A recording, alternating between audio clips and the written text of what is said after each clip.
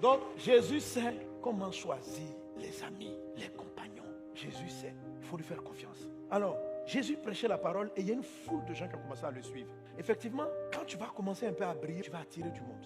Les gens vont venir, beaucoup de gens vont te parler. Faites attention. Mais la Bible dit, en Marc chapitre 3, verset 14, il en établit 12 pour les avoir avec lui et pour les envoyer prêcher. Dans tout ce groupe-là, Jésus a fait une sélection.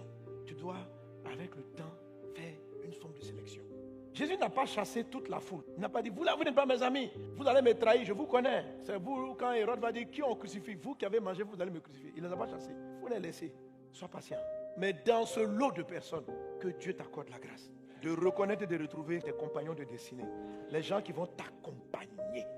Et quand tu ne seras pas là, ou même en ton absence, ils vont continuer à perpétuer ce que Dieu a déposé en toi. Alléluia. Comment est-ce qu'il a fait? Jésus a prié. Il faut être patient dans la prière. Ne badinez pas avec ça. Ne faites pas confiance à votre discernement. Ne faites pas confiance à votre intelligence. Vous n'êtes pas plus malin que le diable. Il y a longtemps, il est sur la terre. C'est pas toi qui vas lui apprendre comment on discerne les bons amis. Quand tu as fini d'expliquer là, il va t'envoyer quelqu'un exactement. Ce que tu appelles bon ami là, c'est lui-même qui va t'envoyer. Donc, tu ne sais pas qui te combat. Reste calme.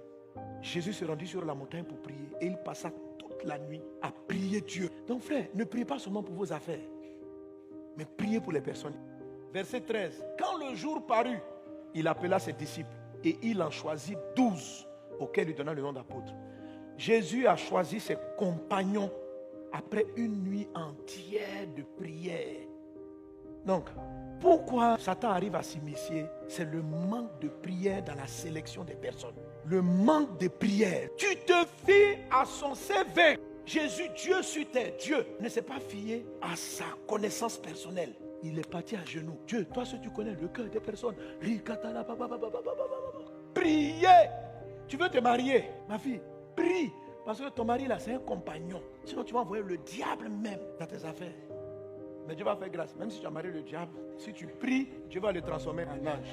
Mais tu vas souffrir, hein? Ça va prendre du temps. Oh oui, quand tu t'es trompé, tu souffres. Tu souffres un peu plus longtemps. Mais il faut prier.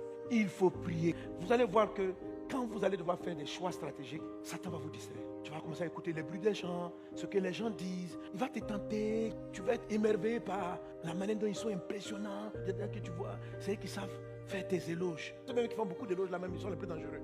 Non, tu es bon, tu es bon, tu es bon. Tu es bon, tu es bon, tu es bon, tu es bon, tu es bon, tu es bon, tu es bon. Il y a des gens qui sont simplement les amis de ta gloire. Ce ne sont pas tes amis.